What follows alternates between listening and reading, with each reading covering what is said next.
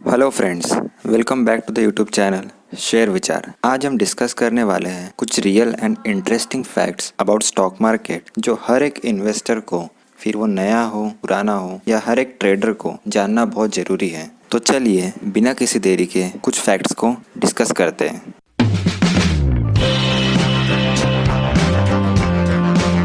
तो सबसे पहली चीज़ ये है कि स्टॉक मार्केट में सभी लोग पैसे कमाने ही आते हैं। एट द एंड नॉलेज तो काम आता है, लेकिन उस नॉलेज को अप्लाई करके उनका जो मकसद है या नॉलेज गेन करने का जो मकसद है वो तो पैसे कमाने के पीछे ही है। तो अगर आपको स्टॉक मार्केट से डेली इनकम कमानी है, यानी कि आप चाहते हो कि मुझे सिर्फ डेली इनकम के लिए स्टॉक मार्केट में आना है, तो आप ट्रेडिंग कर सकते हो। ट्रेडिंग के थ्रू इजीली 5 to 10% रेगुलर बन जाता है। बट अगर आपको मार्केट में आके बड़ा पैसा कमाना है, लाइक 100%, 200%, 500%, अगर आपको इस टाइप के रिटर्न्स चाहिए तो आपको इन्वेस्टिंग करना होगा। कभी भी जो बड़ा पैसा बनता है वो ट्रेडिंग के थ्रू नहीं बनता है, वो इन्वेस्टिंग के थ्रू ही बनता है। दूसरा फैक्ट है कि स्टॉक मार्केट सिंपल ज़रूर है बट ईजी नहीं है। आपने देखा भी होगा कि स्टॉक मार्केट में बहुत सारे लोग आते हैं, लेकिन कितने सारे लोग पैसे गंवाते हैं। अगर आप बहुत सारे लोगों से पूछोगे जो नए नए स्टॉक मार्केट में आए हैं, तो वो बोलेंगे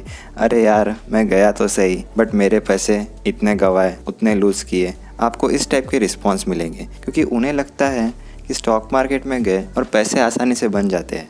बट ऐसा नहीं होता है। आपको, और जिनके पैसे बने भी हैं, हो सकता है उनके शॉर्ट टर्म के लिए पैसे बन भी गए होंगे, बट लॉन्ग टर्म तक अगर उनके पास नॉलेज नहीं है और प्रॉपर रूल्स फॉलो नहीं कर रहे तो वो लोग पैसे नहीं कमा पाते। कभी ना कभी तो जाके वो लोग अपना पैसा गंवाते ही हैं। तो आपको स्टॉक मार्केट को इजी नहीं लेना है, अच्छे से सीखना है। आपको जो भी स्ट्रैटेजीज बनाई हैं उसको प्रॉपर फॉलो करना है। अब स्टॉक मार्केट में इतने सारे स्ट्रैटेजीज हैं, आपको ऐसा नहीं करना है कि एक स्ट्रैटेजी पकड़ी फिर उसे छोड़ दिया, दूसरी स्ट्रैटेजी की उसको पकड़ी उसको छोड़ दिया। ऐसे नहीं, एक स्ट्रैटेजी को पकड़िए और फिर उसे प्रॉपर फॉलो कीजिए। उसमें क्या मिस्टेक्स हो रही है वो देखिए और उसके बाद उस मिस्टेक को रेक्टिफाई कीजिए। अब स्टॉक मार्केट में पैसे कमाने के लिए या तो आप इन्वेस्टर भी हो सकते हो या ट्रेडर भी हो सकते हो। अगर आप इन्वेस्टर हो तो इन्वेस्टिंग के लिए भी 2-3 तरीके हैं, जैसे कि वैल्यू, ग्रोथ, डिविडेंड्स। तो आपको कंफ्यूज नहीं होना है कि मुझे क्या करना है, क्योंकि बहुत सारे लोग कंफ्यूज हो जाते हैं। अरे यार मैं कौन से इसमें जाऊँ, इतना कॉम्प्लेक्स है, कौन सा फॉलो करूँ, क्या क्राइटेरिया करूँ। अभी बहुत सारे लोग वैल्यू इन्वेस्टिंग करके पैसे कमाए हैं, बहुत सारे लोग ग्रोथ इन्वेस्टिंग करके पैसे कमाए हैं। अगर आप यूट्यूब पे भी देखोगे या इंटरनेट पे भी देखोगे तो आपको इतने सारे वीडियोस मिल जाएंगे। कोई बोलता है वैल्यू करो, कोई बोलता है ग्रोथ करो। आप मतलब नया बिगिनर आता है तो काफ़ी कंफ्यूज हो जाता है। कोई बोलता है अपना पोर्टफोलियो डाइवर्सिफाइड रखो, कोई बोलता है अपना पोर्टफोलियो कॉन्सेंट्रेटेड रखो। तो नया बिगिनर क्या करें? तो आपको ज़्यादा कुछ नहीं करना है। मेरी रिकमेंडेशन ये है कि अपना पोर्टफोलियो डाइवर्सिफाइड रखना चाहिए, और उसके पीछे सादा सिंपल रीज़न है कि उससे आपकी रिस्क कम होंगी। अभी अगर बहुत सारे लोग मार्केट में हैं, अपना पोर्टफोलियो कॉन्सेंट्रेटेड रखते हैं, ऐसा नहीं कि कॉन्सेंट्रेटेड में पैसा नहीं बनता, कॉन्सेंट्रेटेड पोर्टफोलियो में बहुत अच्छा पैसा बनता है। वॉरेन बफेट ने अपना पैसा कॉन्सेंट्रेटेड पोर्टफोलियो के थ्रू ही बनाया है। बट अगर हम जैसे कि रिसेंट एग्जांपल ले, जैसे कि पैंडेमिक का, तो उस टाइम पे जैसे कि अगर किसी का कॉन्सेंट्रेटेड पोर्टफोलियो रहता और सपोज वो सिर्फ फाइनेंशियल में इन्वेस्ट करता, तो आपने देखा ही है कि उस टाइम पे बैंक्स वगैरह या फिर सादे सिंपल स्टॉक्स भी कितने खतरनाक तरीके से क्रैश हुए थे। तो उस टाइम पे जो कॉन्सेंट्रेटेड पोर्टफोलियो है, उनके पोर्टफोलियो नहीं तो भी अराउंड 60-70% डाउन थे। तो उस टाइम पे आप सोचिए कि कितना पैनिक वाली सिचुएशन हो जाती है एक इन्वेस्टर के लिए। तो मैं तो यही रिकमेंड करूँगा कि अपना पोर्टफोलियो डाइवर्सिफाइड रखिए। कुछ परसेंटेज ऑफ अलोकेशन आप गोल्ड में करिए, कुछ म्यूचुअल फंड्स में करिए, कुछ फिर डायरेक्ट स्टॉक्स में करिए। फिर स्टॉक्स में भी कर रहे हैं तो अलग अलग सेक्टर्स में करिए, सेक्टर्स की बेस्ट कंपनी को चुनिए। इस तरह से आप अपना रिस्क कम कर सकते हो और रिटर्न्स एवरेज कर सकते हो। ऐसा नहीं है कि आपको ज़्यादा रिटर्न्स के पीछे भागना है, आपको एवरेज रिटर्न्स लॉन्ग टर्म तक करने हैं। अगर अभी हम ट्रेडिंग के बारे में बात करें तो ट्रेडिंग में भी इंट्राडे रहते हैं, पोजिशनल रहते हैं, कोई लोग FNO करते हैं, फ्यूचर एंड ऑप्शंस, वहाँ पे ट्रेड करते हैं। अब देखिए यहाँ पे भी कितना कन्फ्यूजन है। यहाँ पे भी अगर आप आओगे तो आप कंफ्यूज हो जाओगे कि अरे यार मैं क्या करूँ। और ऐसा कोई नहीं, बहुत सारे लोग तो रिकमेंडेशन के बेसिस पे ही ट्रेड या फिर बाय एंड सेल करते हैं। तो वो लोग तो FNO के पीछे भाग जाते हैं क्योंकि वो लोग जल्दी पैसा बनाने के चक्कर में एफएनओ के पीछे जाते हैं और पैसे लूज़ करके आते हैं। यहाँ पे मेरी रिकमेंडेशन यही है कि आप कितने भी एक्सपीरियंस ट्रेडर हो जाओ या कितने भी एक्सपीरियंस इन्वेस्टर कोई भी हो जाओ, तो आपको एफएनओ के पीछे तो जाना ही नहीं है और इंट्राडे भी नहीं करना चाहिए। मैं तो यही रिकमेंड करूँगा कि आप पोजिशनल या स्विंग ट्रेडिंग कीजिए। ऐसा हो सकता है कि एफएनओ के पीछे आप अच्छे रिटर्न्स देख के, सपोज बुल मार्केट चल रहा है और उस टाइम पे आप पोजिशनल और स्विंग ट्रेडिंग कर रहे हो, आपको मंथली अराउंड 5% या 10% तक का रिटर्न आ रहा है, बट आपने एफएनओ वाले का किसी का पोर्टफोलियो देखा तो उससे देखा कि आपने उस मंथ में अराउंड 100% या 200% गेन किए हैं, तो आपको ऐसा लगेगा अरे यार काश मैंने एफएनओ कर लिया रहता तो आज मेरे पास ज़्यादा पैसा होता। But at the same time अगर मार्केट बियर रन में है तो उस टाइम पे आपका जितना पैसा लॉस नहीं होगा, उससे कहीं ज़्यादा पैसा उसका लॉस होता है। तो आपको वो चीज़ भी दिमाग में रखनी चाहिए।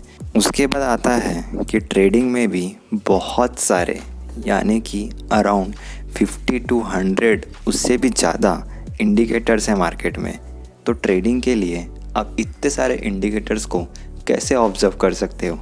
कोई ट्रेडर इतने सारे इंडिकेटर्स को कैसे देख सकता है? तो आपको कंफ्यूज नहीं होना है, आपको इतने सारे इंडिकेटर्स को देखना ही नहीं है। बहुत सारे लोग without indicator only on the basis of price action भी ट्रेड करते हैं, क्योंकि हो सकता है जैसे हम कुछ इंडिकेटर्स के बारे में बात कर रहे हैं, suppose RSI relative strength index, ये एक इंडिकेटर है जो बाय एंड सेल का सिग्नल्स देता है। इसके हिसाब से भी बहुत सारे लोग ट्रेड करते हैं, but at the same time ऐसा कोई इंडिकेटर हो सकता है जैसे कि सुपर ट्रेंड नाम का एक और इंडिकेटर है। जब RSI इसको कोई भी स्टॉक को बाय का सिग्नल दे रहा था तो ये सुपर ट्रेंड वहाँ पे सेल का सिग्नल दे रहा था। तो ये भी चीज़ें मार्केट में होती है, कोई इंडिकेटर बाय का सिग्नल देता है, एट द सेम टाइम कोई इंडिकेटर सेल का सिग्नल देता है। तो अभी आप फिर से कंफ्यूज हो गए होंगे कि कैसे करना करिए। तो आपको आपकी एंट्री और एग्ज़िट सेम इंडिकेटर का यूज़ करके करना चाहिए। ऐसा नहीं होना चाहिए कि आप सुपर ट्रेंड के इंडिकेटर लगा के एंट्री कर रहे हो और RSI के इंडिकेटर के हिसाब से एग्ज़िट कर रहे हो। आपको अपने इंडिकेटर्स कभी भी मिक्स नहीं करने चाहिए। मैं कोई भी इंडिकेटर्स अपने वीडियोस में डिस्कस तो नहीं करूँगा, मैं जो यूज़ करता हूँ मैं वही चीज़ें बताऊँगा। अगर मैं कोई इंडिकेटर्स आने वाले टाइम पे अगर एक्सप्लेन भी करता हूँ तो मैं उसे यूज़ करता होऊंगा, इसलिए मैं एक्सप्लेन करूँगा, नहीं तो नहीं करूँगा। आपको यूट्यूब पे सभी इंडिकेटर्स के वीडियोस मिल जाएंगे, सभी इंडिकेटर्स का गूगल पे डेटा मिल जाएगा। आपको सारे वीडियोस या सारे इंडिकेटर्स देखने की ज़रूरत नहीं है। आप सिर्फ़ और सिर्फ जो आप यूज़ करना चाहते हो वही देखो। मैं तो अगर आप बिगनर हो तो मैं रिकमेंड करूँगा कि पहले तो सिर्फ प्राइस एक्शन पे ही फोकस कीजिए। प्राइस एक्शन देखिए, सपोर्ट एंड रेजिस्टेंस देखिए और कैसे एक्ट कर रहा है ये देखिए कि कोई भी स्टॉक सपोर्ट पे आने के बाद कैसे रिएक्ट कर रहा है और कोई स्टॉक रेजिस्टेंस के आने के बाद कैसे रिएक्ट कर रहा है। अब जैसे कि एक और अगर हम कुछ कन्फ्यूजन की बात करें तो कोई भी स्टॉक अलग अलग टाइम फ्रेम पे अलग अलग स्टोरी बताता है। यानी कि कोई स्टॉक हो सकता है कि मंथली चार्ट में बुलिश हो, but at the same time हो सकता है डेली चार्ट पे वो बेरिश हो। तो अगर आपने कोई भी स्टॉक में एंट्री डेली चार्ट के हिसाब से की है तो आपको अपना स्टॉप लॉस और टारगेट भी डेली चार्ट के हिसाब से डिसाइड करना है। ऐसा नहीं होना चाहिए कि आपने एंट्री तो डेली चार्ट के हिसाब से कर दी बट स्टॉप लॉस लगा रहे हैं आप अपना मंथली चार्ट के हिसाब से या आवरली चार्ट के हिसाब से। तो आपको ऐसा नहीं करना है। जो भी स्टॉक पे आप जो चार्ट देख के स्टॉक में एंट्री ले रहे हो, सपोज़ अगर आप TCS का स्टॉक डेली चार्ट के हिसाब से बाय सिग्नल दे रहा है और आपने बाय किया है तो आपको अपना स्टॉप लॉस डेली चार्ट के हिसाब से ही लगाना है। अगर आप मार्केट में नए ट्रेडर हो तो आप अपनी एंट्री या फिर जो आप अपने स्टॉक में बाय करना चाहते हो तो वो मैं रिकमेंड करूँगा कि आप डेली, वीकली या मंथली चार्ट के हिसाब से ही कीजिए। अपने स्टॉप लॉस भी इन चार्ट्स के हिसाब से डिसाइड कीजिए। उसके नीचे वाले टाइम फ्रेम पे ना जाइए, क्योंकि उसके नीचे वाले टाइम फ्रेम में काफ़ी अनसर्टिनिटी रहती है। आप आवरली या 15 मिनट्स के चार्ट देखोगे तो काफ़ी अनसर्टिनिटी आती है, आप उसमें काफ़ी कंफ्यूज होने के चांसेस हैं। तो आपको कंफ्यूज नहीं होना है, अपना जो भी स्ट्रैटेजी है, अपना जो भी फ्रेमवर्क है, उसको सिंपल से सिंपल बनाना है।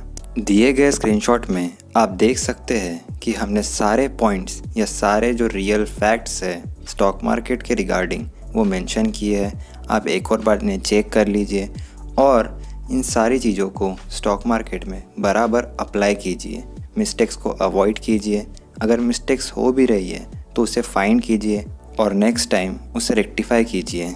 उम्मीद करता हूँ कि इस वीडियो से आपको कुछ नई बातें पता चली होंगी स्टॉक मार्केट के रिगार्डिंग। अगर आपको कुछ भी इस वीडियो से सीखने को मिला है तो प्लीज़ हमें कमेंट सेक्शन में बताइए। अगर आपको कोई डाउट है तो भी आप हमें कमेंट सेक्शन में पूछ सकते हैं। इसके अलावा अगर आप चैनल पर नए हो तो प्लीज़ चैनल को सब्सक्राइब कर दीजिए और अगर वीडियो पसंद आया है तो लाइक करना ना भूलिए। तो मिलते हैं नेक्स्ट वीडियो में। Peace out.